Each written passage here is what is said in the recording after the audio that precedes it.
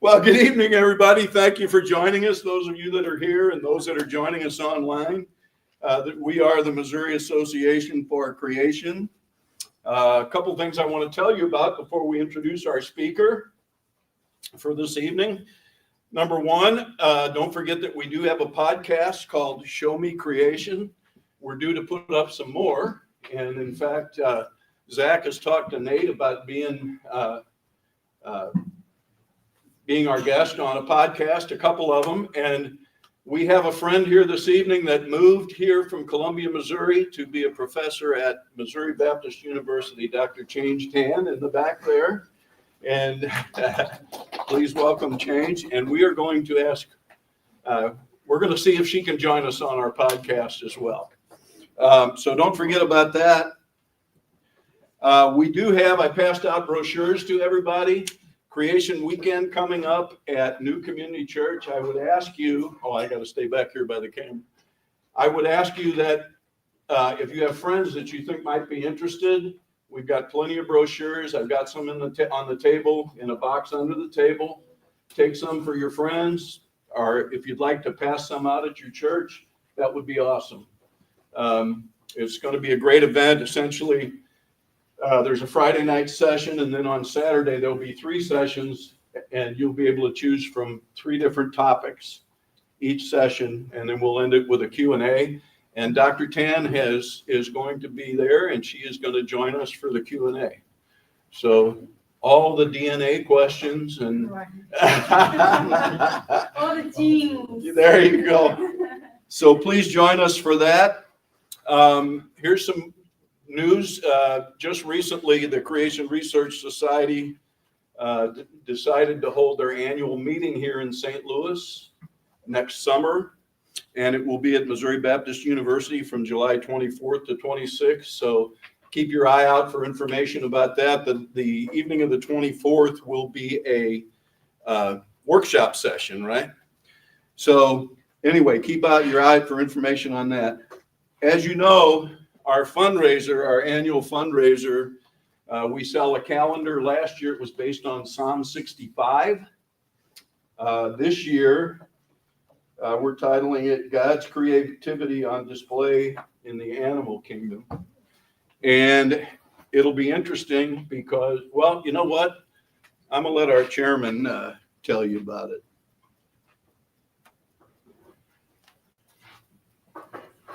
Hello, this is Scott Jarris from the Missouri Association for Creation. Our 2025 creation calendar is quite unique and something we've never seen before. We've tried to capture specific creatures in vivid pictures that clearly display God's incredible creativity and wisdom throughout the animal kingdom. The animal kingdom has such great variety. In the creation account, it says on the 5th day that God created the great sea monsters and every living creature that moves, with which the water swarmed after their kind, and every winged bird after its kind, and God saw that it was good. And then it says on the 6th day that God made the beasts of the earth after their kind, and the cattle after their kind, and everything that creeps on the ground after its kind, and God saw that it was good. And from these created kinds, their offspring have become all the different varieties of dogs, cats, horses, eagles, and other animals that we have today. Maybe you just enjoy the beauty of God's creatures like the hummingbird or the jaguar. As I say on our zoo tours, the zoo is God's art museum, where the amazing colors, contrast, and variety are a sight to behold. But on display as well is also the great wisdom of God.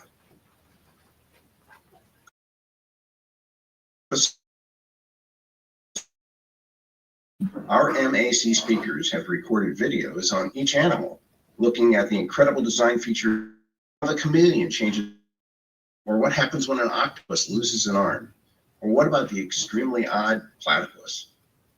Each month we'll have a QR code link included that you can use with your phone to take you right to our teaching videos. We will also have links to those teachings on our website at www.missouricreation.com. So whether your favorite animal is as prickly as a porcupine or as cuddly and fun as a friendly dog, this calendar will put you in awe of our Creator and strengthen your trust in Him. In Matthew chapter 6, Jesus told his disciples, "Look at the birds of the air, that they do not sow, nor reap, nor gather into barns, and yet your heavenly Father feeds them. Are you not worth much more than they?" We have an incredible Creator who made us and cares and provides for us every day. Indeed, how precious you are to him. So these calendars are now on sale at our website. Click on the link below this video to go right to our store. They are $15 each, but for the purchase of every two, we provide a $5 discount. We are grateful for your support that will enable us to proclaim the name of our awesome Creator, Jesus Christ, and also share the good news of his sacrifice for the salvation of mankind to those who repent and believe. This is Scott Jarris from the Missouri Association for Creation. May you see and wonder at the wisdom and goodness of our Creator God every day. God bless you. Okay, and folks online, I apologize. I was supposed to let you know that you would not be able to see that video, but there is a link to it online, or on the, there is a link to, okay, good. You can hit a link and catch it later. We do have sign-up sheets back there. If you'd like to get one, just name, address, and your information. Just fill it out back there. And if some of you want to take one to your church, I took one to our men's Bible study on Saturday, and Pastor gave me 2 minutes to tell everybody about it. I had to leave early, but one of the guys picked it up for me, and we sold 30 calendars just at the men's study. So if you'd like to do that, I have sign-up sheets for you.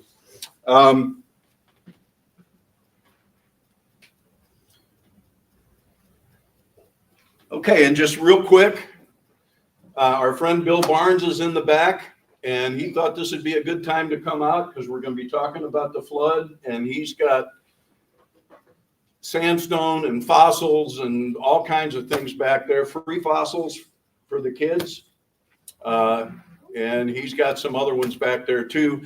So because he's here, and as a setup for Nate, I thought I'd show you a little 4-minute video that Bill did. That's really interesting.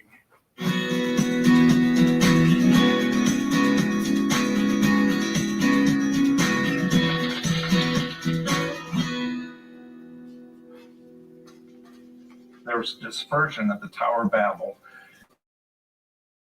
Now we have over 7,000 languages, and the English language I'm talking to you today is one of the Indo-European languages, and that is the largest spoken language family on Earth. And English is the largest spoken language on Earth. We have about 900 million people speak English as a second language. So a whole lot of people speak English as a second language. And if you were born speaking English as a first language, you're extremely blessed because you might only need to know one language and get away with it. A whole lot of the world needs to know at least two. So these language families, can we chase them back to the Tower of Babel? Can we find the dispersion of Noah's 16 grandsons after the Tower of Babel? We can find them all over. Gomer, we can find him, the Gauls and the Celts. We can find evidence that they're related to Gomer. Gomer had a son named Ashkenaz. That's a Hebrew word for Germany. Japheth had another son named Yavan. That's a Hebrew word for Greece. So Noah was on the ark with his 3 sons and their 3 wives and Noah's wife too. So there was 8 people on the ark. Now, does that match 7.8 billion people today? Well, we hit 1 billion in 1804, 2 billion in 1927, 3 billion in 1960, 4 billion in 1974, and you can draw out that population growth chart, and it's very reasonable with 8 people coming off an ark about 4,307 years ago. So let's look at Japheth, Ham, and Shem. And Japheth was the father of many Europeans. So Japheth was father of Gomer. You find Gomer in France and Spain and Germany and Wales, and the Welsh language used to be called Gomerog. And you can find Magog in Romania and the Ukraine. You can find Madai, the Medes, in Iran. And Yavan, that's a Hebrew word for Greece. Tubal, you can find him in Georgia. Meshach, you can find him around Moscow. And Tiras, you can find him in Yugoslavia. And these are Japheth's sons. And then Ham has 4 sons. Cush, you can find him in Ethiopia. Mitzrayim, that's a Hebrew word for Egypt. Put, you can find Put in Libya.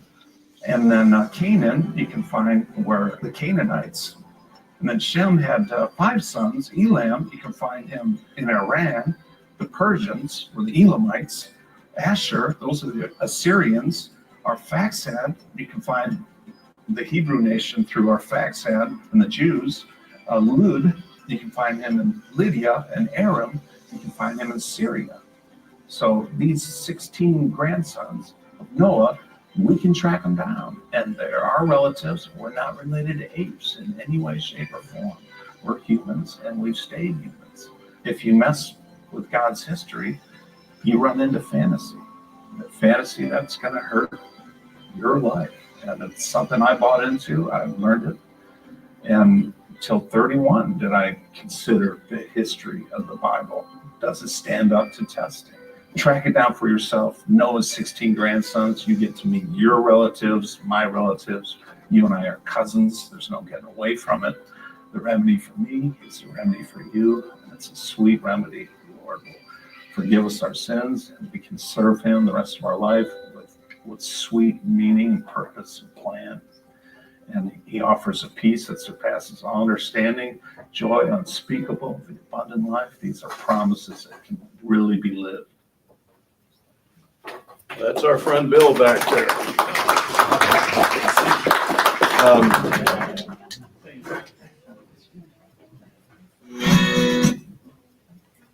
And I think that's all I've got. I'm going to ask Zach to introduce our guest speaker tonight. Nate, if you want to hook up here.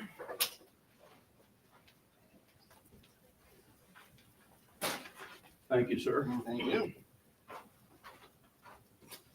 Okay, well, I probably don't need to introduce Nate to many of you. There we go. Sorry about that. The joys of live streaming. I know that Nate's invited some guests, so thank you all for joining us. For those of you who don't know who Nate Loper is, he is the executive director of Canyon Ministries.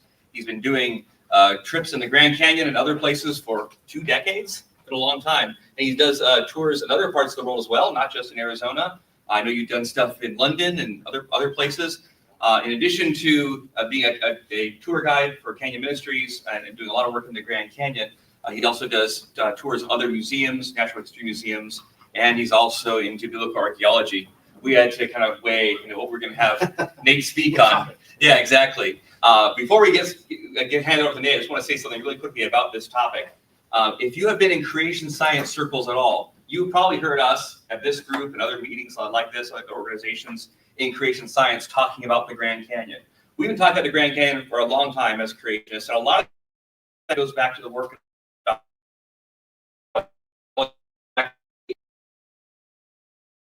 original research from a collective, a biblical point of view in the Grand Canyon. A lot of that came out in the landmark book, Grand Canyon Monument to Catastrophe. And I was raised in that kind of stuff. It really was what got me interested in creation geology. And when I first met Nate, it was at a CRS meeting in Arizona. And I knew you were doing stuff with the Canyon Ministries, but talking with Nate and learning that research, the actual study of rocks in the Grand Canyon and the surrounding area is still going on. And this guy's been out in the field with Steve Austin. This guy's been active in creation research at the Grand Canyon. The story is still being written. More is still being discovered. And you're going to learn about some of that in tonight's presentation. So I am very excited to welcome Mr. Nate Loper to our meeting tonight. Wow, thanks, Zach. That was like the best introduction ever. And it's awesome to be here. I've known Zach, again, before we met in person, we knew each other online because, we both have a passion and interest for God's creation, first of all, and especially for a bunch of boring old rocks. Geology is a huge passion. And so I'd already read some of this stuff. We knew each other, and then we finally got to meet. It was like long lost brothers. And so it is exciting for me to be here with you guys tonight and to share a little bit about my favorite location on the planet, which of course is the Grand Canyon. So we're going to talk a little bit about that, but Zach gave a great introduction to what we do. So yes, I serve as the executive director for an organization called Canyon Ministries. And so how many of you guys have been on trips or tours with Canyon Ministries over the years? I know we've got a whole family up front that did a tour back here. We've got people who have been on river trips and all kinds of fun stuff. We have been a ministry at the Grand Canyon National Park for 27 years now, providing daily tours along the rim of the Grand Canyon, as well as multi-day backpacking trips down in and across the Grand Canyon. We've done some fantastic backpacking trips with Kevin back here, who runs an amazing organization called Luke 5 Adventures, and literally taking people that are wheelchair bound on backpacking trips down in the Grand Canyon. Wow. Now think about that for a minute. It's amazing ministry. Luke 5 Adventures, check out what they do. It's phenomenal to give people literally the trip of a lifetime. You know, it's not just Grand Canyon, that's what we do with them, but they do trips all over the nation. And so he's actually the president, CEO, founder, all this stuff, main head Sherpa, whatever you want to call him. And so we partner with their organization to do some fantastic stuff. So even talk to Kevin tonight about what they do. I love seeing what they do in their ministry. But we do backpacking trips down and across the Grand Canyon. And then really, in my opinion, some of my favorite things are the river trips. So we do 4, 7, and 9-day whitewater rafting trips across the Grand Canyon. And so we go to a place like the Grand Canyon. We use the Grand Canyon because, in my opinion, there is no better place on the planet to see and to study and to understand what we call flood geology. And really, that's the geology that we see as a result of the flood in Noah's day. Now, we live on top of multiple rock layers throughout the world, but very few places on the planet do we get to see a mile-deep cut. And very few places on the planet do we get to have this kind of adventure in doing it, right? We've been down there. We've shown people the amazing beauty of God's glory. And the canyon in Arizona that we have is the grandest on earth, people have said, right? And so when you go and examine a place like this, it's amazing to join with fellow believers to, first of all, and most importantly, bring glory and honor and worship to our God who gave us all this creation. And then secondly, to study and to dive into the why we have a place like we have there, and to learn about the significance of a place like the Grand Canyon. And so we take people on trips and adventures, providing them with a biblical creation perspective of this location. And by that, I mean with Canyon Ministries, we believe that God's word, the Bible, is true cover to cover. So things like, the days of creation in Genesis, we do believe that God, as he says in his word, really did create all things within those 6 days and rested on that 7th. We believe that there really was a global flood in Noah's day, like Genesis 6, 7, and 8 talks about. We believe that everything we see in the page book of Scripture is exactly real and true, just as God has intended it to be understood, as it is written. And so we start with that as our foundation. And so naturally, with that foundation, we sometimes might have a different conclusion of why we have places like the Grand Canyon or other fantastic features around the world. And so we take people throughout the world to come and see this amazing place as a testimony of what God has done. And let me tell you, we have right now about 4,000 people every year joining us on trips and tours and adventures. And to have those many people come there to see the beauty of God on display and to listen as the rocks cry out that message of the flood, of destruction, of judgment and wrath, but also of beauty, of redemption and restoration, all of that on display. Let me tell you, friends, there is no place like it on the planet. That's why I love it. Now, to help you guys come out and see us and hang out with us, we're actually giving away a free rim tour. In fact, 2 free rim tours. So if you would like, you can pull out your phone right now. Don't worry, I know we're in kind of church, but pull out your phone. If you want to scan that QR code, you can sign up tonight. We're giving away 2 free sunset tours of the Grand Canyon, or just go to canyonministries.org/win. All of you are online, canyonministries.org/win. You can sign up. I'm actually on a multiple speaking tour engagement throughout this week and next week. And during this time, we're going to be doing a drawing for 2 free sunset tours. So if you'd like, sign up and come out and see us. And we would love to show you guys this amazing place that we call the Grand Canyon. How many of you have been to the Grand Canyon before? Most of y'all. How many of you have not been to the Grand Canyon? Okay, actually, it's almost like 50-50. So come on out. We'll get 100% to come and see this amazing place. Yeah. So why do we use the Grand Canyon? Why do we love this place? Well, Canyon Ministries, we see ourselves as a voice in the wilderness. In this case, a literal wilderness, right? We are in a wilderness environment, and we use this canyon as a tool for the creation message. We use this as a tool to share about the gospel of Jesus Christ. And so an amazing place. We got 5 to 6 million visitors every year that come to the Grand Canyon. And again, for 27 years now, we have been serving as a voice in the wilderness to share about that. So tonight, you're going to hear a little bit of what we share on some of those tours, but you're actually going to get a lot more about a specific topic related to the Grand Canyon, and that is the carving of the canyon itself. Or what I like to call, with a little southern twang, back in the Midwest, lots of water in a little time. So tonight we're going to talk about lots of water. I know lots of water might be, grammatically incorrect for some of you, but lots of water in a little time we're going to talk about tonight. Because that's how we see the Grand Canyon being formed. A lot of water being involved, carving it out rapidly and catastrophically. We'll talk a little bit about the history of that and why we believe this canyon really is a monument to catastrophe. And we'll talk a little bit about that. So let's dive in tonight to talking about carving a canyon and really evidence for a rapidly formed Grand Canyon by what we call large lake drainage.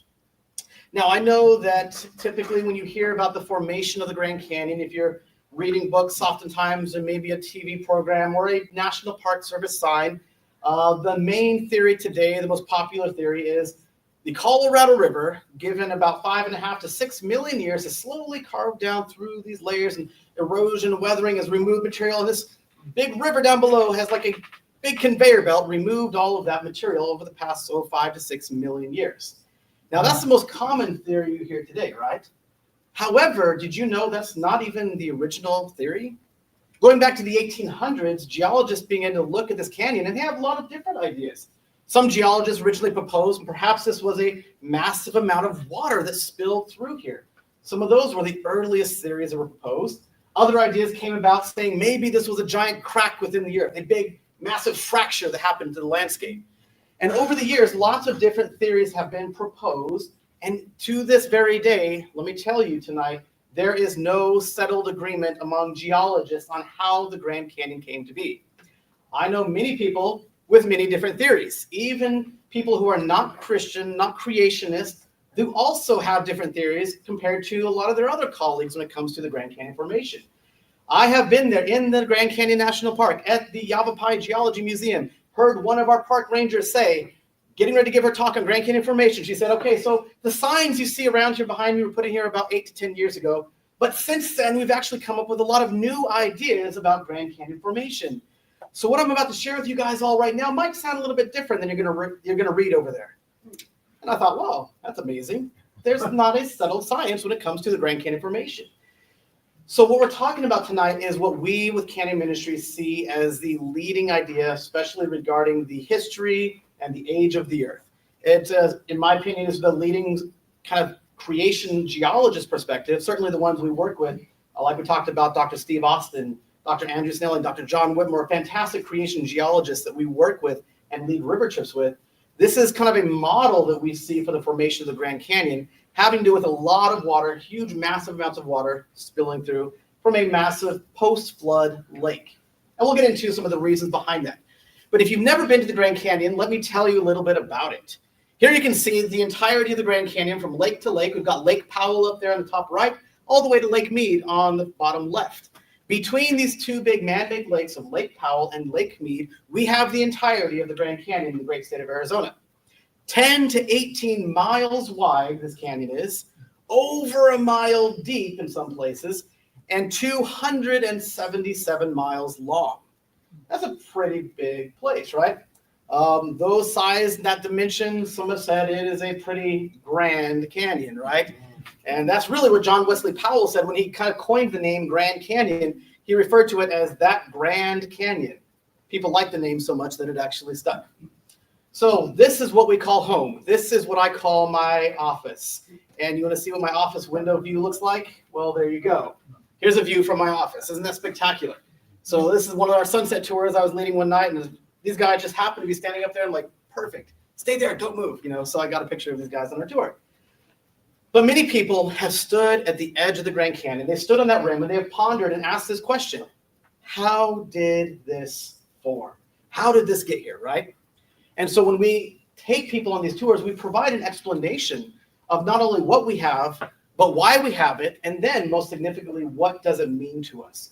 What is the spiritual significance of a place like the Grand Canyon revealed to us? So our main theory, and kind of what we're talking about tonight, since this is a creation science gathering, right, Zach? We're going to talk a little bit about some science, so buckle up. You guys are going to kind of get the fire hose version of this model, you might say. We're going to dive into some nitty-gritty science, and then afterwards, we'll have some time for some Q&A. So if you have questions, be thinking about it. If you have questions online, feel free to submit them. We can also talk about those questions as well. So when we look at the landscape of this whole area, especially zooming out, you might look at this entire big landscape. And so on this map, you can actually see where the Grand Canyon is right about there. But really to understand what this landscape really truly looks like, to understand what is going on, we really need to really get a big picture view. And so when we study the landscape, we study the environment, we actually find that there's pretty good evidence in the topography and the constraint boundaries around the Grand Canyon to show that there probably very much was a really huge, massive lake system, okay? So on this kind of map, you might see where that lake area would kind of be, get this work. Frozen. There we go. So this area, this is kind of where Grand Canyon is. In this open area, you can kind of see where a massive, huge lake system, we believe, used to exist. Now, when we look at this landscape, this big, huge lake, we believe, was in the middle of what we call the Colorado Plateau. So the yellow color you see here is a coloration that I put on there to show you the outline of what we call the Colorado Plateau. Now, the Colorado Plateau is not exactly flat like most plateaus. The Colorado Plateau is actually shaped kind of like a bowl with a big rim of mountains kind of surrounding it. So naturally, if you have a giant bowl and you start to pour water into that bowl, where is that water going to collect? Right there in the bottom, in the middle, in the lowest point. Well, we happen to look at this giant bowl-shaped plateau, and in these low points, we have evidence that there was a really big lake system. So this shows you kind of a perspective of a couple of these different lakes. Down here at the bottom, we have this lake that's oftentimes identified as Hopi Lake. Sometimes you'll hear the word Bittahoche Lake. Up above that, we have another one oftentimes called Canyonlands Lake. You might even hear it termed Grand Lake, depending on who you talk to. Up into Utah, there's another one called Lake Vernal or Lake Uinta, depending, again, who you talk to. But this massive Colorado Plateau, in fact, if you look at it, you can see the low-lying depressions. You can see this barren area. Why is it so barren? Well, because this is where a lake body was at. And when you fill it in, you can actually see where the boundary constraints are. So this shows you all three of these kind of lake systems with this lake probably filled up at maximum capacity, perhaps about 6,700 feet in elevation for the water top level that we see there. Now, we're talking about not a small lake, but a massive, huge lake. As you're looking at this picture and you saw the Colorado Plateau and you're seeing these lakes, a lot of you guys can see this body of water, but how many of you can actually still see the Grand Canyon?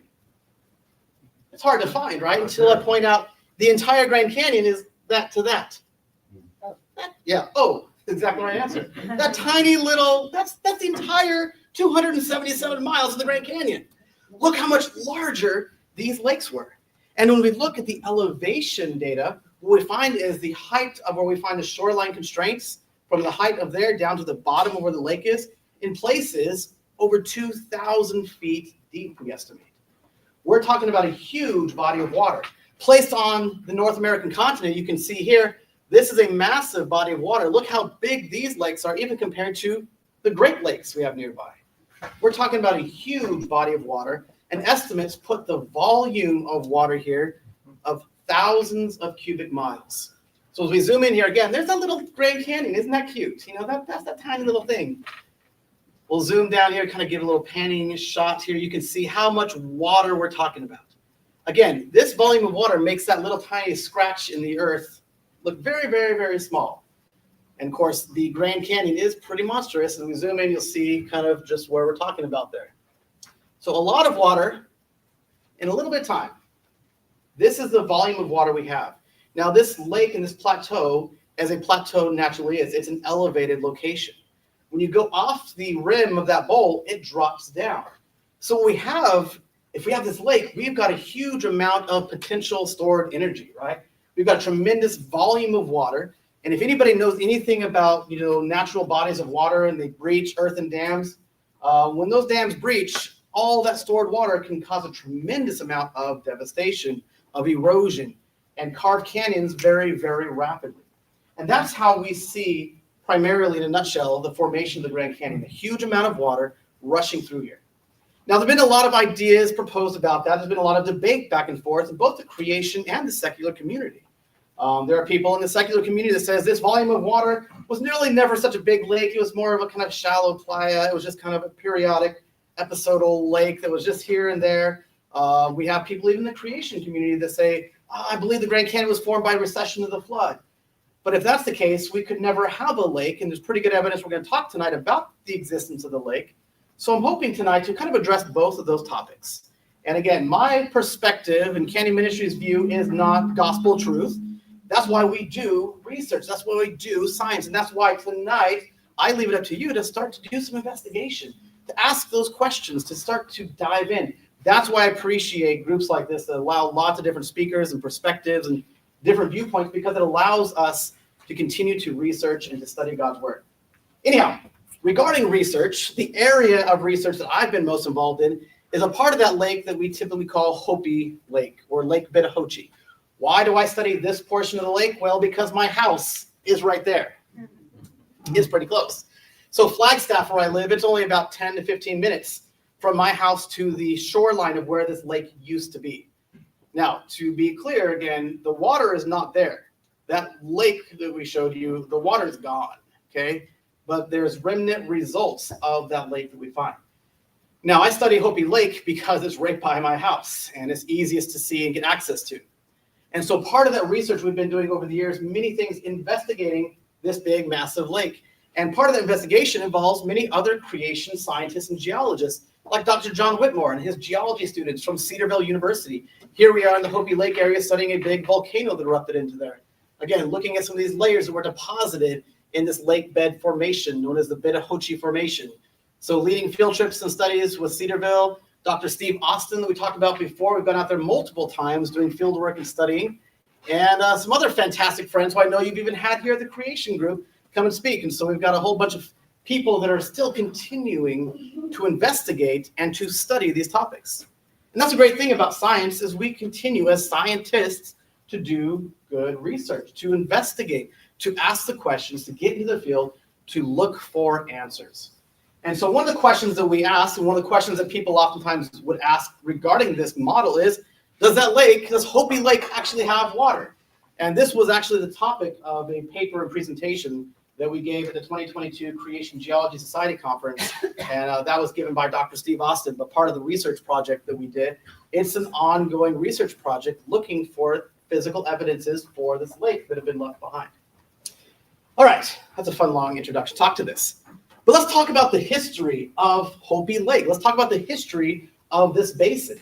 And this goes all the way back to the 1800s with a geologist by the name of John S. Newberry. Now, John Newberry came through here. He surveyed this whole landscape. He walked across what we call the Bittahoche Basin. Now, the Bittahoche Basin is basically where we see the lake that used to exist. Again, the lake is sometimes called Hopi Lake. It's also, especially nowadays, more so called Lake Bittahoche. And Bittahoche is also a fun word to say. Don't believe me? On the count of three. 1, 2, 3. Bittahoche. See all these smiles around the room? I see smiles everywhere. Bittahoche. It's just a fun word to say.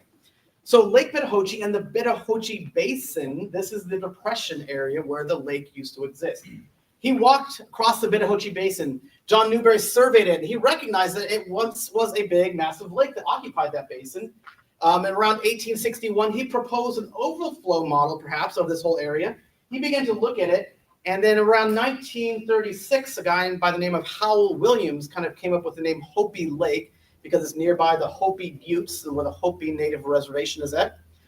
He began to look at that, and so in the 1980s, we saw kind of a resurgence, you might say, of this lake spillover hypothesis, which today is kind of, again, the leading theory among creation geologists that we work with and come out here to actually spend time and study this landscape. So if we describe and look at this Bittahoche Basin, we're talking about a huge basin that used to have a big, massive lake. And if you look at it, kind of the scientific definition, the Bittahoche Formation is described by the geological community as a freshwater sediment deposit consisting mainly of clay, mudstone, siltstone, and friable sandstone. In other words, it breaks apart easily, with a basal conglomerate of limestone and siltstone pebbles. And so if you're not a geologist, you're like, cool, rocks, dirt, yeah. But if you're a geologist, you start to understand some of these terms and some of the reasons why we would have things. Why would you have a bunch of siltstone pebbles, at the bottom of it? Well, that typically indicates, turbulent or fast-moving water, perhaps, some kind of depositional environment. Paleontological data suggests its deposition primarily during the Miocene-Pliocene, with the upper Betahochie possibly extending into the Pleistocene era. Now, again, you're looking at the same, cool. Yeah, that's great. In creation terms, what we would say is that those eras, the Miocene-Pliocene into the Pleistocene, would be the post-flood environment, okay? So from the end of the flood until we start to get into kind of the Ice Age period, okay? Now in creation circles, we do believe there was an Ice Age. We do believe that it took place after the flood in Noah's day. The Ice Age lasted perhaps 500 to 700, maybe even 1,000 years. And so we have this Ice Age period. And so we do have a period of kind of warm period of the Earth before the Ice Age really takes over. So from the flood until the beginning of the Ice Age. That's kind of what we're describing here with this kind of Miocene-Pliocene time frame. We're talking about after the flood. So again, when you hear those terms, yes, those come from a standard geological term, and yes, are oftentimes associated with evolutionary ages to them. But even in the creation world, we use the same terms to describe the same features, although we would not associate the ages assigned to them, nor do we associate necessarily the evolutionary progression necessarily all the time. But we're looking at a landscape after the flood. We're looking at the same rock layers. We're looking at the same fossils. We're looking at the same thing. So there is some agreement, certainly, between creation and the standard geological terms. But don't get confused and think that we're talking about the millions of years that you would see in a textbook assigned to these ages. You kind of got to think in a little bit different terms. But this suggests to us, too, that this is a post-flood landscape that we find it in. The Betahochie Formation, you can see, found at elevations, typically the rim areas between 6,300 to 6,600 feet in the elevation. A lot of it still is seen in the Hopi Buttes area. And the reason we see it in the Hopi Buttes, and the reason the Hopi Buttes are called the Hopi Buttes oftentimes, is because there's a huge volcanic field, the Hopi Buttes volcanic field, which are a bunch of volcanoes that have erupted through sediment and sometimes form a protective lava cap. It actually protects that softer sediment from weathering and erosion. 3 different members for this Betahochie Formation, kind of a lower, middle, and upper. This Betahochie Formation is the lake sediment we're talking about. It is the bottom of the lake, and in that Betahochie Formation, it's found as much as 480 feet in thickness. So we're talking about a pretty sizable lake sediment. The lake sediment is shown to be a freshwater lake sediment. We'll talk about the reasons why. And if you look at where the Betahochie Basin is and you look at this landscape, you see from the shoreline edges, the height of it going down to the bottom, the low point. If you trace the edges down to the low point, they all converge at one location. Where is that location? Well, it's leading right to the Grand Canyon. In other words, convergence of this lake basin points to where the Grand Canyon begins, and where the Little Colorado River takes this lake into the main Grand Canyon. And so you can even look at the elevation data. So again, looking at this shows us that there really was a big lake and it's pointing toward the Grand Canyon. And if you look at this giant bowl-shaped plateau, the Colorado Plateau, there are numerous rivers and streams that flow into the middle of that plateau, but there's only one crack of any good size that water can drain out of for the most part. Guess what that one crack in the side of the bowl happens to be? That Grand Canyon. This is the crack in the bowl that the water drains out of. And this massive, huge lake system points directionally toward that crack. Pretty fascinating. So when it comes to this lake, is this a small lake? Is it a shallow lake? Did the lake even exist? Does Hopi Lake hold water? Let's look at what the fossil and geological evidence shows us. So first of all, when you look at the fossil evidence, we have direct physical evidence to show that this was a post-flood freshwater lake system.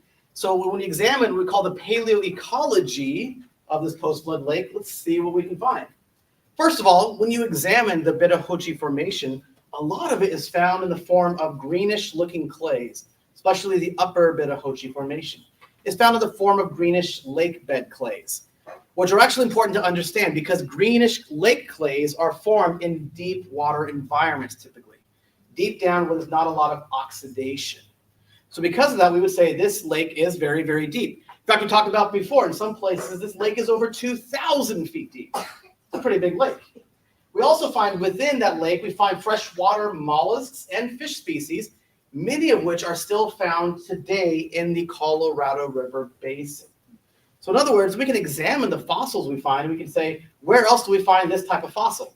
Is this found in the ocean? Is this a marine fossil? Or is this a freshwater, lake type fossil or river type fossil? Animals and creatures that live in those environments.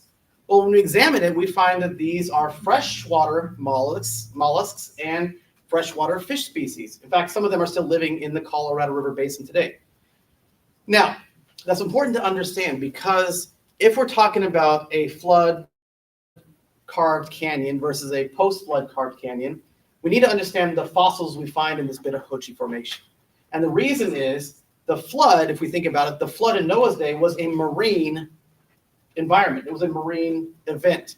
Marine meaning from the ocean, in other words, salt water.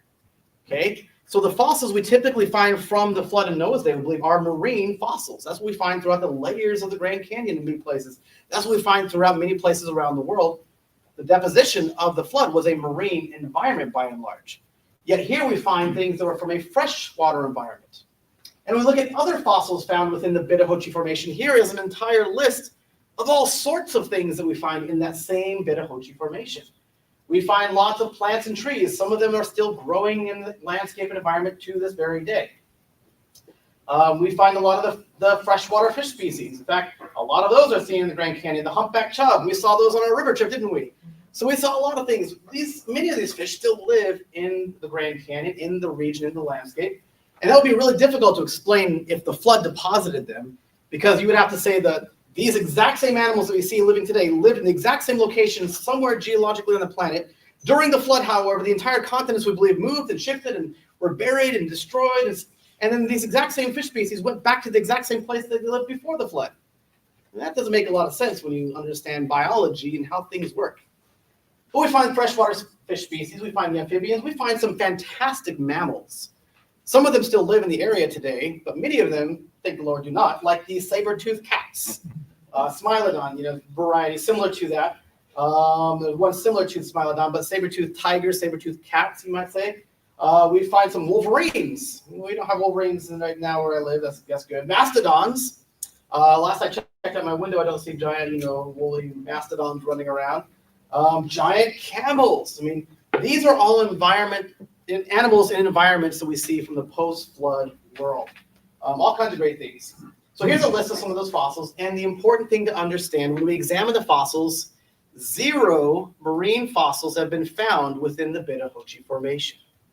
So this tells us, you might say, scientifically, geologically, observationally, that this entire Betahoche Formation of 480 feet of thickness of a lake basin was a freshwater environment. And again, if it's 480 feet thick, that's a pretty big lake to deposit that much sediment. So to answer the question of the secularists who say, really, was there a lake? Was it just a shallow playa? Was it an ephemeral lake? The question, is a good question to ask. The answer is this is a massive body of water. Evidence it was 2,000 feet, and it was an environment that a lot of animals lived around.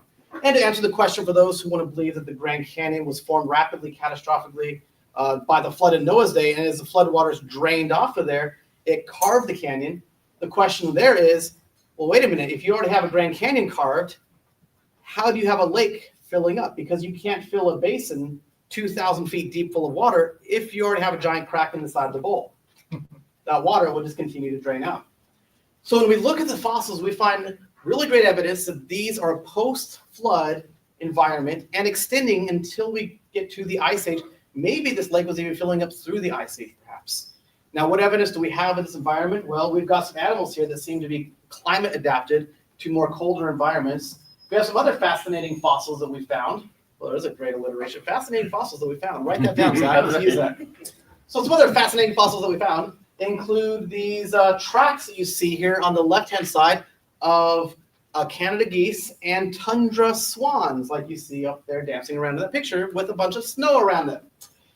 By the namesake, can you guess where tundra swans usually live?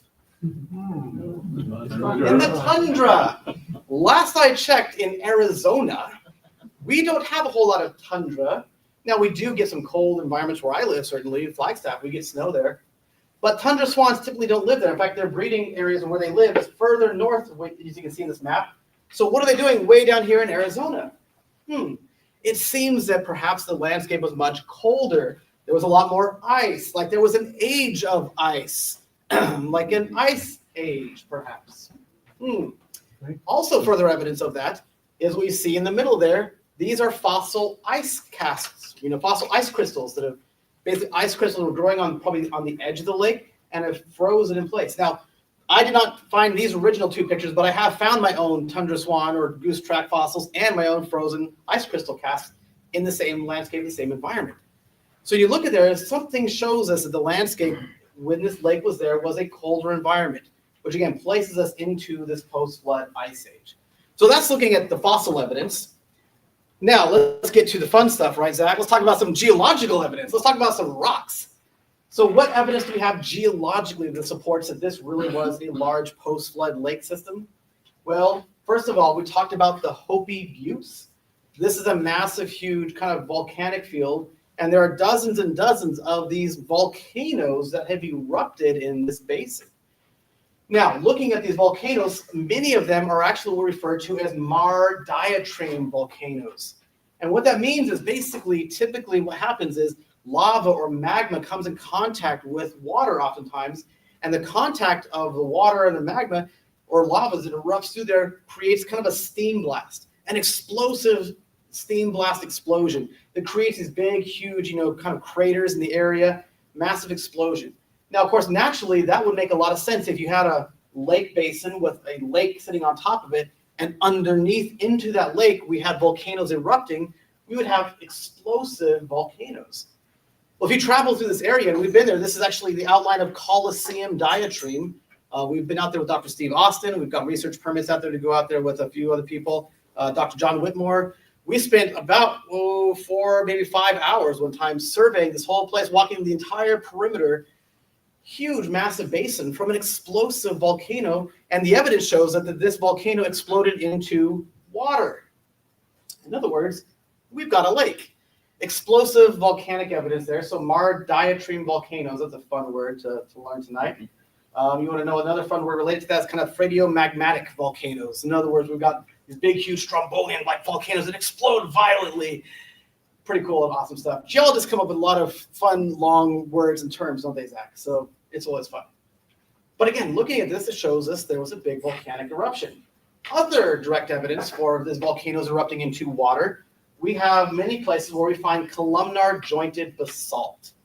Now, columnar jointed basalt, to explain it briefly, hopefully, sometimes when you have lava or magma that comes in contact with a rapid cooling, it actually shrinks very, very quickly. The lava pulls together very, very quickly, and it pulls together so quickly and tightly, it actually pulls together in a crystalline shape, oftentimes hexagonal, so 6 sides, sometimes 5, sometimes 7, but usually 6-sided, kind of almost like a lava crystal, you might say. It pulls together that shape at the cooling surface. Usually that cooling surface is water. And sometimes when that happens, it can cool rapidly. And as the rest of that lava continues to cool, that crystalline blueprint lattice continues to propagate throughout the rest of that lava. And it forms these big, long columns.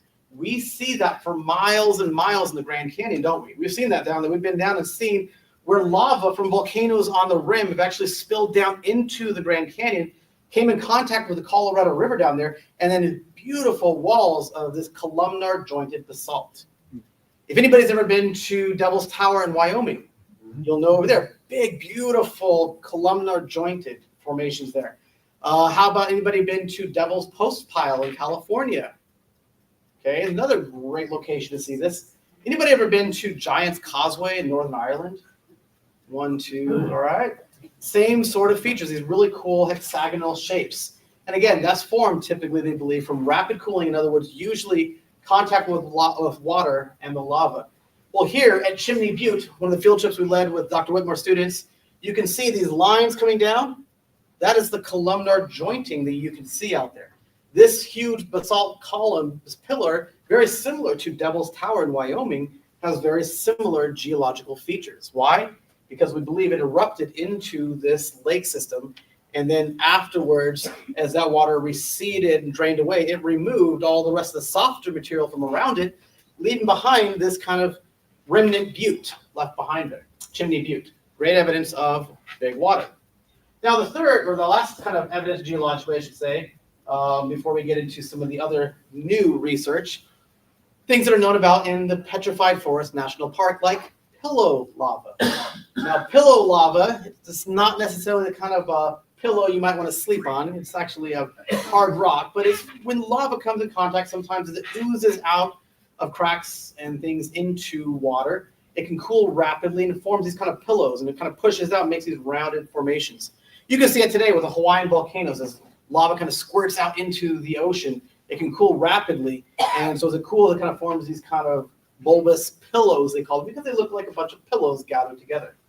Well, you can actually see some of the rounded pillow lavas that you see there. This is the area where we have the Petrified Forest National Park. This is within that Bitahochi Basin.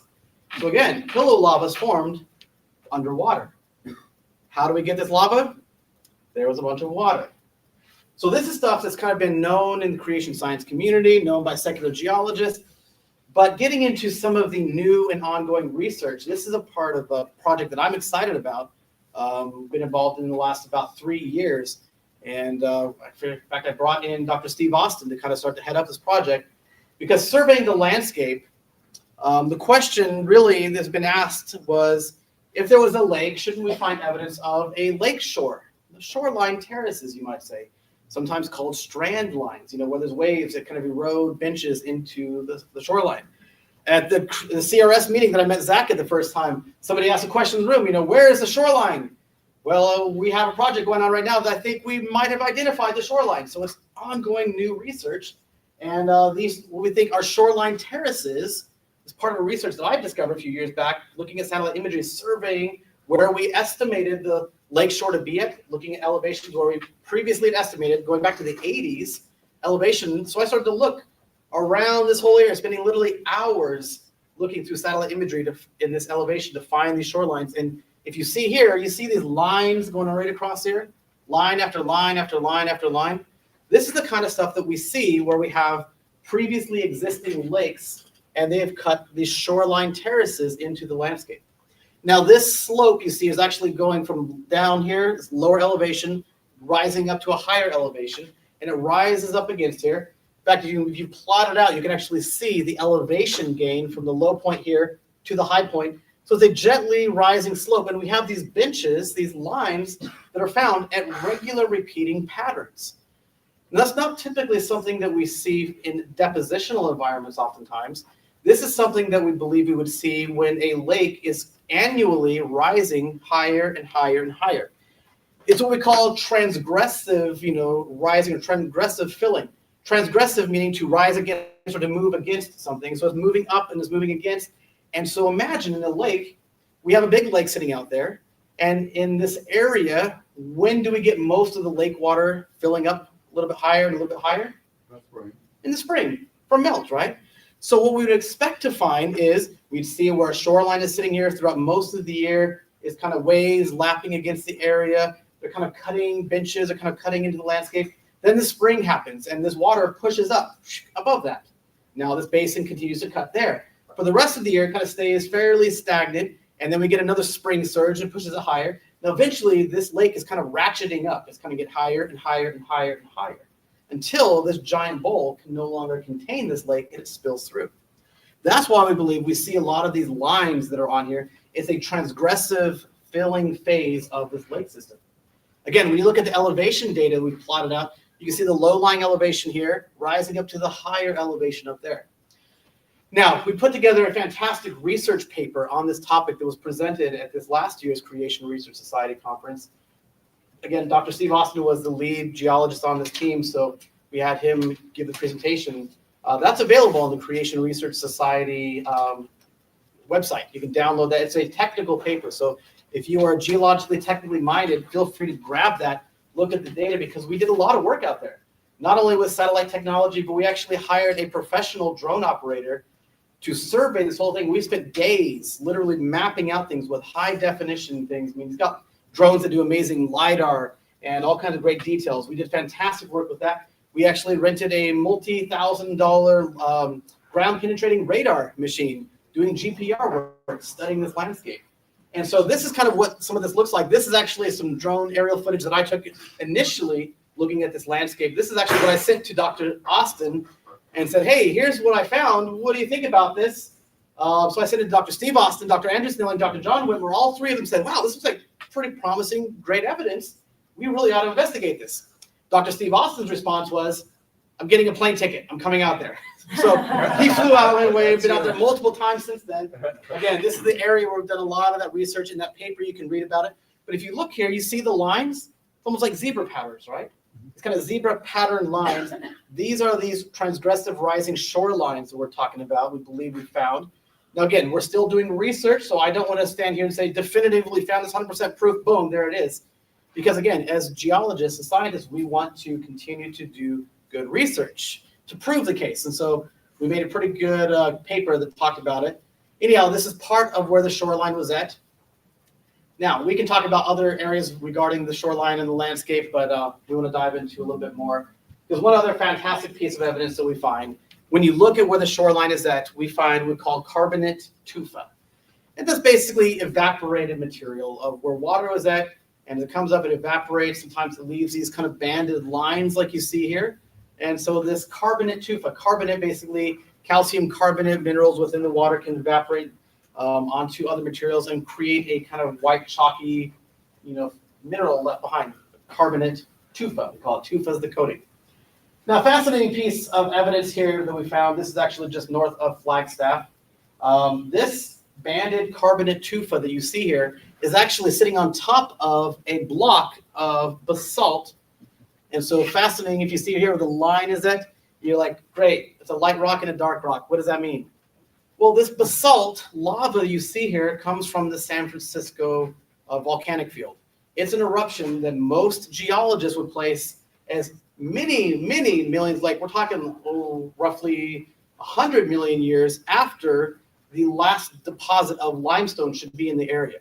But here we have the inverse. We have basalt with a very good sized capping of this carbonate material on top. The question is, how did this carbonate material get there when the nearest source of the carbonate material and the last deposit would be this Kaibab limestone that's usually found underneath this? So in other words, the typical model would separate this material as hundreds of millions of years perhaps. But we're looking at here actually being the basalt and then something else deposited some more limestone-like carbonate tufa on top of there, you might say, the carbonate material. So that's a big question that needs to be answered by geologists. Here's another picture of it. Big basalt, black lava rock underneath, the banded carbonate tufa, actually kind of similar to like a travertine spring deposit, you might say, or some kind of water deposit. This is found in a huge, massive area. And this I found actually right near the shoreline peripheries, again, where we've estimated already where the lakeshore was at. So where we find this is a different location in the basin, but at the same elevation markers where we've identified those shorelines. So fascinating stuff, and I'm working through this very quickly for you guys because I don't want to go too much over time. But the evidence that we see for this post-flood Hopi Lake and the fossil evidence, we see all kinds of stuff. We find modern, plants and animals that live in this environment. We find things that were cold-adapted creatures. In other words, animals that lived from the post-flood world until the Ice Age, perhaps. All kinds of great fossil evidence. We also see all these different evidences within geology, and even a couple of things in here tonight that I didn't have time to discuss, so I actually pulled them out of here. But these are all fantastic things. In fact, I gave a longer presentation kind of on this topic with a few more details at the Creation Research Society gathering just this last year. Again, a room full of some fantastic minds in geology, biology, paleontology, space astronomy. This gathering that takes place is phenomenal. Again, next time it's coming right here. So that's awesome. So you guys have no excuse not to go there. It would be pretty great to join there.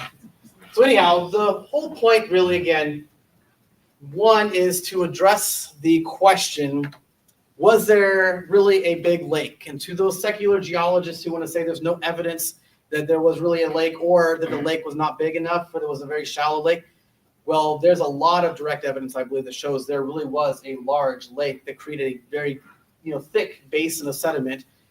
And to help answer the questions of those who are wondering, was the Grand Canyon formed by the flood itself or after the flood? Again, I would say, thinking about it, you can't fill a bowl of water if you already have a giant crack in the side of it. In other words, if the flood recession carved the Grand Canyon, that wall is already breached. And you don't have a dam intact, so you can't fill a lake if the dam is already broken. We have to have some time, and by the evidence we see, hundreds of years, maybe even 1,000 years, we have to have some significant time after the flood for this lake environment and system to fill up, for the paleoecology to take place and to inhabit this region, for the lake sediment to fill up. We need to have adequate time. We can never have a lake 2,000 feet deep if the Grand Canyon is already carved, because it is the drainage where it all spills out of. So in my perspective, yeah, I've been to the Grand Canyon a few times, right? I mean, I have spent over 1,000 days in the Grand Canyon. Over 40 river trips, I've been on now, guiding rafting trips through the Grand Canyon. I've surveyed a lot of stuff in the landscape, and every time I go and look at this place, it says catastrophe. But the evidence I see shows me post-flood catastrophe, which also helps answer the number one question we get in the Grand Canyon. And that is, if there really was a flood, why is there a Grand Canyon here and not Grand Canyons everywhere, right? And to explain that, it's because we had a special set of circumstances that came around to actually forming the Grand Canyon. We need an elevated plateau that's shaped like a bowl, that can collect water, that has a southwestern rim that can be breached by this water and spill out of there. So we need all these elements to come together. We happen to have it right there in my backyard. But of course, we don't have that same scenario everywhere on the world, which is why as the flood receded, yes, we do have canyons we believe that were carved. We do have physical features of big sizes that were formed from the drainage and recession of the floodwaters. But in my opinion, like I said, spending over 1,000 days in studying, tour, and teaching there at the Grand Canyon, my opinion is the Grand Canyon seems best to fit with a post-flood lake spillover. Now, again, we look at this water, we've kind of made a pretty good case of a massive lake system being there. The last and final question people would say, well, how do you know it spilled to the Grand Canyon? How do you know the water didn't just, maybe there was a lake, but maybe it evaporated. Maybe that's where it went to. Maybe it sunk and evaporated. Well, we know that the lake water that was there did not simply evaporate, because if it did, we would have massive evaporate deposits like salt.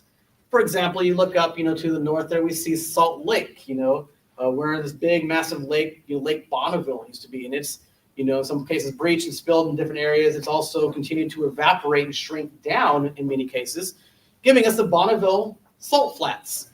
Big, massive evaporation of water creates a lot of salt and minerals. When you look at this whole landscape in the Colorado Plateau where we've identified it, you find direct evidence of a lot of water, but what you don't find is you don't find the evaporated salt or mineral deposits, which indicates to us that this water that was there, and it was at really good heights and size, and then suddenly that water was gone. Now, the only exit route we can find on the plateau that shows us where the water could have gone is the Grand Canyon. But again, the Grand Canyon could not have existed while this lake was there. So we see this lake rise up. It continues to rise up toward the Kaibab Plateau, which is kind of the southwestern side of the Colorado Plateau. The water rises up, and eventually it either spills over, or perhaps a earthquake, some kind of tectonic fracture happens to begin the water to drain through, or maybe even karst tunneling through some of the limestone. Whatever the case is, once the water begins to go, it becomes a catastrophic exponential runaway process. This water, we believe, rose to heights perhaps of up to 6,700 feet. And eventually, as the waters began to drain down, these lakes actually kind of separated because there's some land in between that actually separates them. We end up having a northern section for the upper lakes here, draining down. We formed Marble Canyon, we call it. And then down here where Hopi Lake is at, it starts to come through the little Colorado River Gorge. And so when you look at this landscape, the satellite imagery shows us where these lakes would have drained through. As we zoom through to here, you can actually see where the Hopi Lake, the area of our research, has breached in through here, and we believe has formed this smaller yet significant side canyon called the Little Colorado River Gorge, which in itself, as it dumps into the Grand Canyon, is about 3,200 feet deep. Again, looking at this landscape, looking at the Colorado Plateau that we have, I would say looking at this, we've got lots of water in a little time that would have done this. In other words, a lot of water in a little bit of time carved the Grand Canyon, we would say. Not a long time and a little bit of water. That Colorado River carving theory, in my opinion, that theory just doesn't hold a lot of water. Thank you. Yes. But you know what does hold a lot of water? A lot of water. Yeah, like a big, massive lake system. As we continue to study the Grand Canyon, this landscape and this environment, we begin to continue to learn more and more about it. We do good research because we want to show and to prove our case. We want to test all things. We want to study, and we want to show the evidence at hand. And so, yes, as we study the Grand Canyon, we showcase the layers. The layers were deposited, we believe, during the flood. The fossils we find within the Grand Canyon, we believe, was deposited during the flood.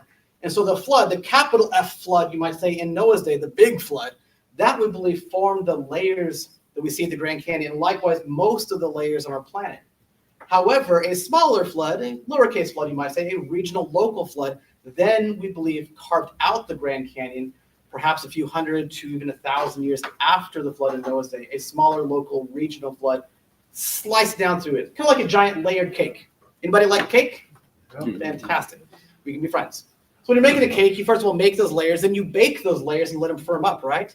And then after the layer cake is kind of baked and firm, and you got the layers, then you get a chance to cut into those layers to actually enjoy that cake.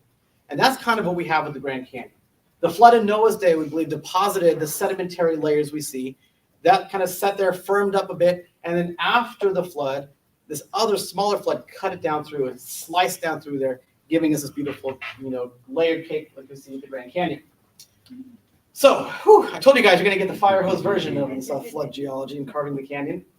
And really, in conclusion, as we look at the Grand Canyon, our best understanding as we pull back the curtain is that the formation of the Grand Canyon best fits a post-flood lake spillover or breach dam model. So that's my perspective. That's the perspective that we have at Canyon Ministries. And we have people come out and we discuss and dialogue all kinds of great questions and topics related to that, which is why we're going to have a time for Q&A tonight. So let me just pray, close this for a second, and then let's have a time for a Q&A if you guys would like. Heavenly Father, we thank you that your word is true, that we can see not only creation, but God, we can also see through the destruction of the flood, judgment and wrath from a God who hates sin. And from our own mistakes, that sin and that judgment was brought to this world, judgment from a righteous judge. But God, we also thank you that you did not leave us in that completely judged and destroyed state. But as we look at places like the Grand Canyon and the beautiful world around us, God, you have given us incredible beauty that is on display, which God really truly showcases your heart of redemption and of restoration. Thank you for places like the Grand Canyon, God, that give us an understanding of the effects and the events of that flood that we can continue to study. God, and may we continue to bring glory and honor to your name in everything that we do, God. As we enjoy your creation, as we marvel at your wonders and your handiwork, God, may we use these places for the glory of your kingdom and for the establishment and advancement of your name. God, let us, as a voice in the wilderness, declare the mighty name of Jesus to echo from the Grand Canyon, God, into the four corners of the earth.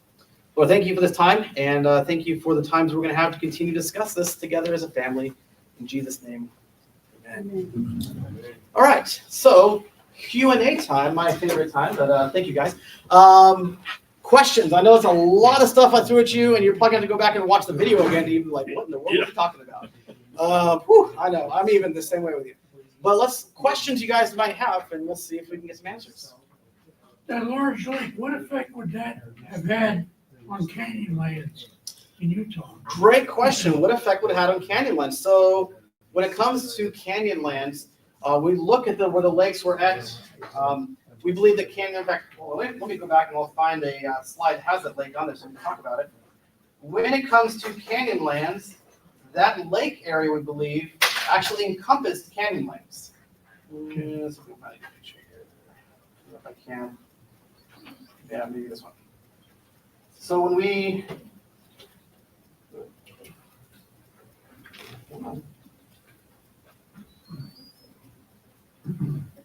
okay, so Canyonlands area, we're going to see further up towards into Utah. You can see actually Canyonlands National Park. That's under the water. Now, Dr. Andrew Snelling, has really good DVD audio series about Canyonlands and about Grand Canyon, stuff that's put out by Answers in Genesis. And in talking about that, we believe that Canyonlands was most likely formed from the recession of this lake. not only do we see erosion at the spill point where it's all draining to, but as this water is on the outer peripheries, it's pulling down from those locations and it's raking material as it drains away. So places like Canyonlands or perhaps like Bryce Canyon National Park, we believe is a result of the water draining from these locations that is scouring and channelizing through there. And so if you see on this picture here, Canyonlands is actually underneath where the lake was at. And so again, even from there, water's channelizing, coming down through a channel through this area. And so as it drains, it's channelizing, we believe probably Canyonlands was also formed at the same time frame. Now this lake system drainage, what's the timing of this? How long did this take? We don't know exactly because we weren't there. But someone proposed days to weeks, maybe even a few months. So we're talking rapidly, no matter if you're talking about with days, weeks, or months, that's rapid compared to 6 million years, right? And so Canyonlands, we also believe to be formed rapidly from this water as it drains away. Now, the fascinating thing, and I didn't even mention this, but we are not the only ones talking about this model. In fact, creationists are not even the only ones talking about this model. This model of lake spillover is talked to in some degree by secular geologists in our state universities in Arizona. In fact, I think it's National Geographic, one of those programs has a show called How Was Made Grand Canyon, and they talk about this. They actually bring on a geologist, Dr. John Douglas, who talks about his idea, his model for Grand Canyon formation, and it has to do with a lot of water spilling through rapidly and catastrophically. In that video, he actually talks about, he highlights mainly the Hopi-Betahochi Lake area and identifies that. Doesn't really get into the rest of it so much, but his idea is that the initial incision for the Grand Canyon is a catastrophic formation. He's one of the leading, I would say, secular geologists that comes to publishing and writing and studying this landscape. So we're all looking at the same evidence, and how do we interpret it? Well, there's still different opinions. When it comes to Canyonlands, we've looked at that too. We believe that Canyonlands and other places like Bryce most likely was also formed at the same time. Probably also places like Monument Valley, where you see these really cool like mittens that are stuck up there, those big formations. And if you're seeing, what is that movie where he's running? Forrest Gump, he runs down through this whole big thing, and you can see him running down. He decides to stop running at that point and turn around. Well, with that beauty and that landscape, yeah, I would stop running too and just stop and say, wow, look at this place. Anyhow, it's a famous shot there. You can see those beautiful formations there in that landscape. So in a lot of places, we believe were affected and carved out, giving us a lot of beauty from this post-flood lake drainage, more than just the Grand Canyon. So Canyonlands, I think, is part of that. You probably can find stuff on that on the Answers in Genesis website. I know that he talks about it. I believe he talks about it. I should roll that back. I believe he talks about it in those audio series. I know he talks about Zion and Bryce Canyons in the audio series. So that's part of it. Other question? So kind of a two-part question, but if I'm understanding, then the larger lake that you had initially talked about would have been the initial part, and then when the Grand Canyon breach happens, it starts to drain rapidly, and then the lakes might start to separate, which would cause some different situations. Yeah. And it seems like you're saying that the deposits that are indicating that there was a large body of fresh water there are all like at higher elevation. So this is a basin, meaning it's up higher. So all this lake stuff is at a higher elevation, because even like the deposits are above ground. Mm-hmm. So is that saying that it used to be a higher ground level and now everything else has eroded away? So probably not a higher How's the bottom ground of the lake level at the top? Yeah, so in the Grand Canyon, we don't find the freshwater lake sediments. Where we find the freshwater lake sediments are to the east of the Grand Canyon, the northeast. So here's the Grand Canyon. Here's where the lakes were at. This right here, this plateau, you can actually see kind of the ring shape. This is the edge of that big Colorado plateau that you can see here. This is kind of where the uplifted land forms. The basin is to the east of it, and to the northeast, especially up there. And so it drops down. I mean, it's a basin. So the basin goes below the elevation rim right now. But the water height, I mean, that's the bottom of the lake. If we're finding the lake elevation at 6,600 feet, that's where the sediment is at. I mean, that's where the sediment area is at. We could have water even above that. So the water would rise up higher than that and eventually would spill over the rim of this plateau and drain through. So the freshwater lake sediment we're talking about is not found in the Grand Canyon necessarily. All right. It's found over here. The layers we find here are layers deposited during the flood, marine layers, typically most of them. And then we find over here, what we find there is the lake sediment from the Betahochi Formation. And it is at higher elevation. So it's, again, stored potential energy. This lake is sitting up here. once it breaches, and then actually once you spill across right here, it's all downhill from here, my friends. On the eastern edge of the Grand Canyon, that is the highest point of the Grand Canyon. Once you get over just the crest, it all slopes downhill. So going downhill all the way from here to the Pacific Ocean, basically you have a route.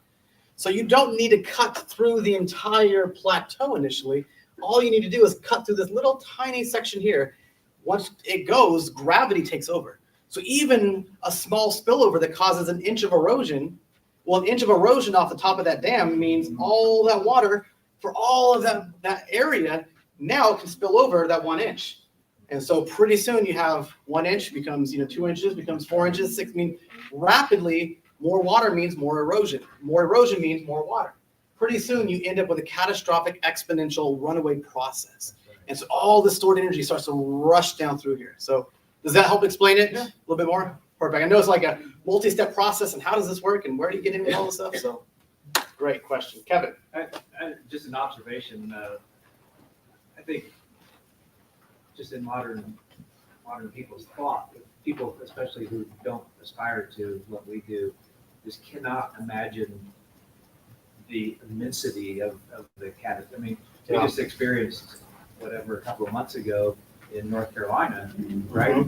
And a teeny tiny bit of water just washes complete cities off the face of the map.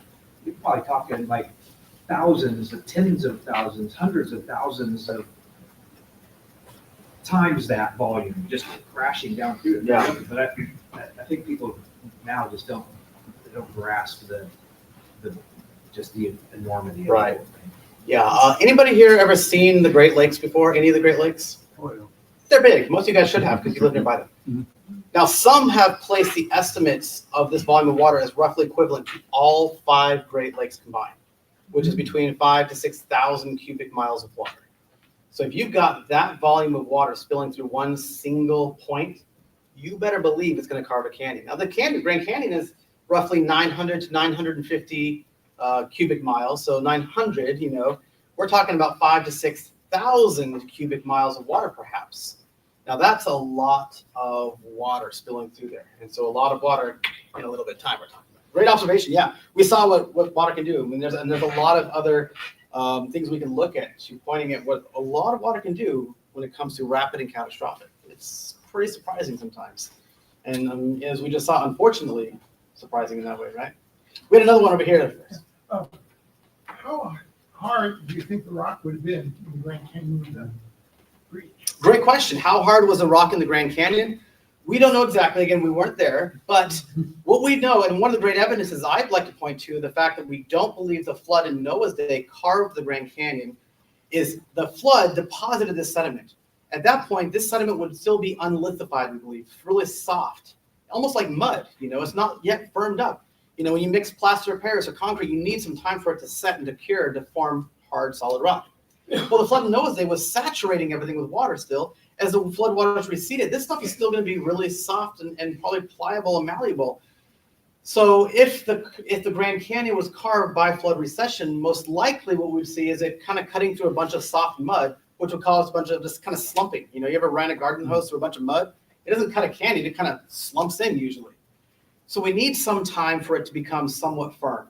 Now, that doesn't mean it needs to be solid rock like we see today, as hard as what we see today. It might have been a little bit softer. It might have been, and it probably was, a little bit more what we call friable. In other words, the grains, material, sand grains, or the limestone, whatever it is, the grains are not really fully cemented hard as much as what we see today. Over time, the calcite cementation has actually bonded the grains much tighter than we see today. You want to learn more about that, watch the new film, Is Genesis History Mountains After the Flood, where we actually features Canyon Ministries. It's more research with Dr. Andrew Snelling in the Grand Canyon, and he and Dr. John Whitmore are showing the calcite cementation that takes place between these sand grains, and it kind of forms a harder rock. Now, it takes some time for that to kind of glue to develop and to kind of precipitate through there. So we have some time where it's a little bit softer, it's a little bit easier to break. That could have been the case when the Grand Canyon was carved. Maybe it was carving through softer material than what we see today, but certainly not mud soft, certainly not super saturated sediment. There's another great alliteration.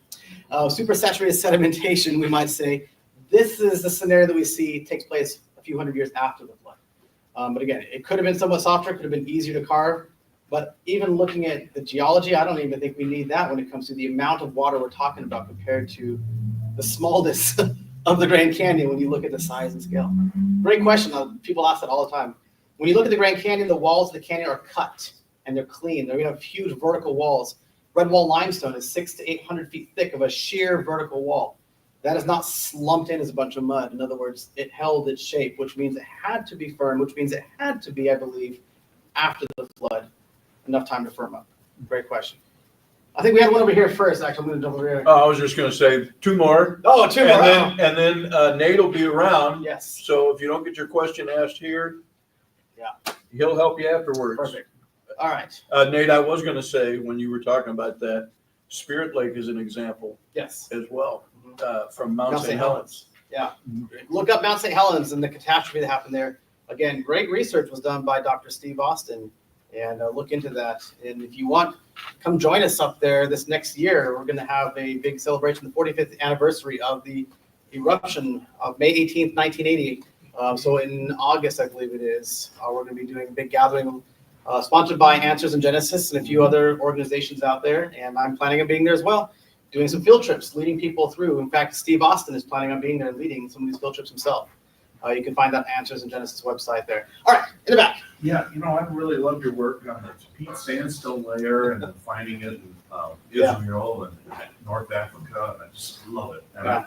I think that's one of our best arguments as Christians is just that sandstone, just that one layer. It's Yeah. such a strong evidence. And now, as much as I love the word Cambrian, because you can find Gomer's name through Cambrian, and the unbeliever attaches 500 million years to it. So I was wondering, in your opinion, if we called it the Tapeats explosion rather than the Cambrian explosion. I mean, because if a Christian falls in love with a Tapeats sandstone layer, there's no turning back. I do love the Tapeats sandstone. Some of the difficulties in calling it the Tapeats explosion is the Tapeats is really kind of relegated to a regional environment. That same Tapeats sandstone has equivalents around the world. I mean, it's called the Nubian sandstone in other places. Mhm. And so around the world we have it. But yeah, I mean, when you start using these terms like Cambrian, Precambrian, a lot of people fall into the mindset that, wait, those are evolutionary terms. Are you guys evolutionists? No, we're looking at the same physical feature, but really Cambrian has more to do with the paleontology, the actual physical fossils we find and the explosion within there, more so than the geology. But who knows? We can start calling it the Tapeats explosion. I love that idea. I love that Tapeats sandstone. And if you ever come on a river trip with us, and some of you guys have been there, you've been there with me, we put our hands on creation and destruction side by side. By that, I mean we have what we call Precambrian or Precambrian rocks below, we believe were deposited most likely during day 3 of creation, during creation week certainly. And then we have our hands on the beginning. The Tapeats sandstone he's talking about is the beginning, we believe, of the flood in Noah's day. And it is a basically worldwide sedimentary sandstone layer that shows us the initiation of the flood. No fossil record really, for the most part, below that, and then an explosion within the fossil record, an explosion of death and burial. Creation, destruction, side by side. That's a whole different talk. Talking about the layers and the flood and the evidence. That's a whole different talk I'm doing actually tomorrow night down in Branson, if anybody wants to drive down there. Yeah, and you have that one online too. Yeah, I do have that one online as well, yep. All right, I think one last question that'll be, and then I'll hang out for you guys afterwards. Eeny, meeny, miny, mo. All right. Well, I have one that's off geology, so I apologize. Here's what I wrote down. Have we found any historical evidence of written records, legends, or stories of this lake? And again, I know you're a geologist, so you're not an archaeologist. That would have been your friend. You've done this for 30 years. Have you heard any evidence of any man record of this lake? Absolutely. And my background actually is archaeology. My master's work is in archaeology, so I love that you asked that question. Fantastic. And yes, we do. So within the Native American tribes around there, everyone that I know of in that area believes the Grand Canyon was formed by a massive flood event. And I've heard stories of one of the tribal groups in there that actually talk about the Grand Canyon formation. It's fascinating. I'm so glad you asked that, because what they say in their story is one of the earliest stories of their arrival of their people. They talk about the fact that when they arrived in this landscape, they found a big, massive, beautiful lake. They settled around this lake, and they talk about this lake that it was basically, it would take many days to go across. And then we're talking about a huge, massive lake. They settled around there, and then they say one day the ground began to shake, and there was a terrible sound heard within the skies. They say that the mouth of the earth opened up and swallowed up all that water, so that where there was a big lake, now there was a huge canyon. They talk about it as the formation of the Grand Canyon. Where there was a lake, now there's a canyon. Now, if you think about it, in this whole desert landscape we call this American Southwest, what big, huge lakes do we have today? The only ones we got are Lake Powell, Lake Mead that we recently created. But if you think about the past, these guys could have actually been eyewitnesses to this event taking place. And so their story is that perhaps if they migrated from Babel across the Bering Strait Peninsula down into this landscape, discovered this huge lake is a beautiful natural place to live around. They could have been eyewitnesses to this event happening. Because imagine if this thing breaches, and maybe the breach initiated by tectonic, earthquake shaking. The ground began to shake, and a terrible sound was heard within the skies. In other words, the sound, imagine if all this water is pouring through into a canyon, the rushing, violent boulders and rocks that are being ripped off. I mean, we're talking about churning, grinding, huge, powerful sound. And it would appear to them that the mouth of the earth opened up and swallowed the water, because the water would drop into the canyon, it would disappear, and it would be ejected hundreds of miles to the west. In fact, many geologists believe that the Los Angeles basin sits on top of Grand Canyon sediments. So we're talking about this material being ejected out of here all the way to the Pacific Ocean. So the water that was in the lake is now ejected far to the west, but it will appear to you that the water was swallowed up by the earth. So one of their stories talks about that, and I love to ask the questions to these guys because it sounds a whole lot like what I've just presented tonight, doesn't it? They could have been eyewitnesses to this event. The amount of evidence that you would have in the archaeology will be bitty, but here you got like states worth of geological evidence. Yep. So you got a lot more evidence in this field. Exactly. Now, the fascinating thing was the discovery of those shoreline terraces we talked about. It was being doing an archaeological project because we said, okay, if this is the shoreline of where the lake used to be at, naturally, I started to look archaeologically. We should find maybe some villages. Maybe there's some ancient villages from before this lake drained away. So look at where the shorelines were at, because I've been in many places in the desert where I found archaeological sites in places where lakes used to be. It's a fantastic one in the Mojave Desert that we spent hours finding thousands of artifacts out there, and amazing documentation where it's called Dry Lake. Why? Because the lake is gone. It's a dry place. But the shoreline where they would sit there and make arrowheads and sit all day afternoon making things, you still find the archaeological evidence. So I said, hey, can we find some villages? And in surveying, looking for that, we actually stumbled upon these what look like shoreline terraces. So fascinating. Even geology and archaeology can be very handy working together, which is why I love my job. Yeah. All right, I think that's the last question we've got. We can have more questions afterwards, but thank you guys very much for your time. Hey, thank you very much. Okay, if your head hurts, raise your hand. All right, yeah, that was awesome. Yeah, I'm gonna have to go back and watch it maybe 2 more times to try and get everything, but amazing. I don't know about the bit of hoochie. Yeah, well, when I was a kid, I had to go to the dentist because I ate too much bit of honey. One of my favorite candies, actually, believe it or not. Yeah, there you go. So, folks, we got a lot of first timers here tonight. Back on our table back there will be a sign up just for your email address. If you'd like to know information about our meetings, which we meet the second Monday of every month, except December, there's no meeting next month. But you'll get information on our meetings. You'll get information on events like this Creation Weekend. We're not going to bug you for money. I take that back. We do that once a year in December. We'll send an email and say if you'd like to donate. But other than that, you're going to get information on events that we have. One of the things that we do, we have a 2 days in the spring and 2 days in the fall. We do homeschool day at the zoo. And actually, we call it homeschool day, but anybody can come. I had a guy and his wife that are in their 70s from our church that said, why can't we go? I said, well, you can.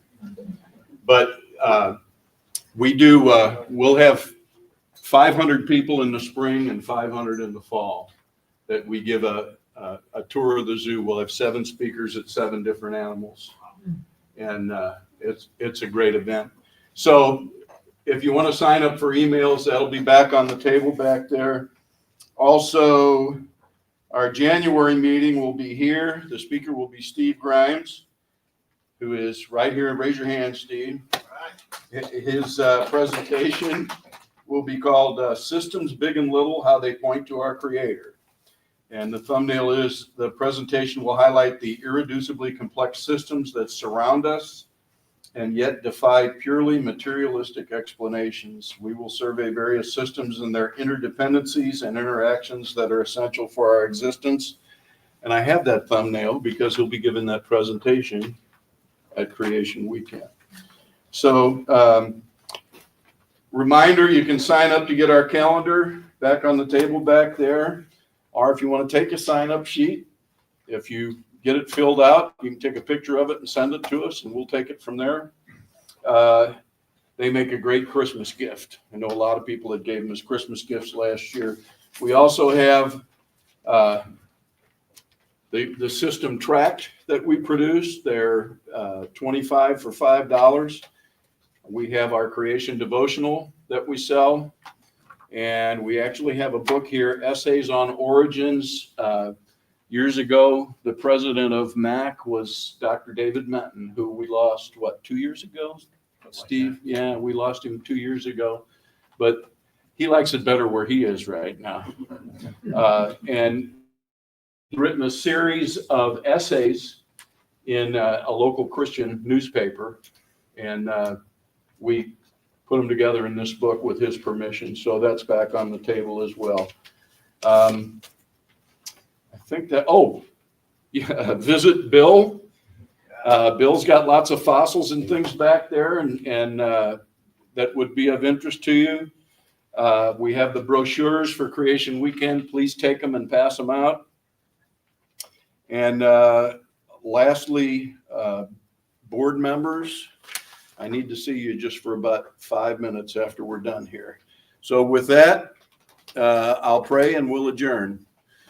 Lord, thank you for this time this evening. Thank you for Nate for sharing his experience and all the things he studied and what he knows about the Grand Canyon. It's awesome, Lord. We just praise you. And when we see the Grand Canyon, it's just more evidence of your creativity and the grandeur that you created. In Jesus' name we pray. Amen. Amen. We're adjourned. If you guys have questions, let me know.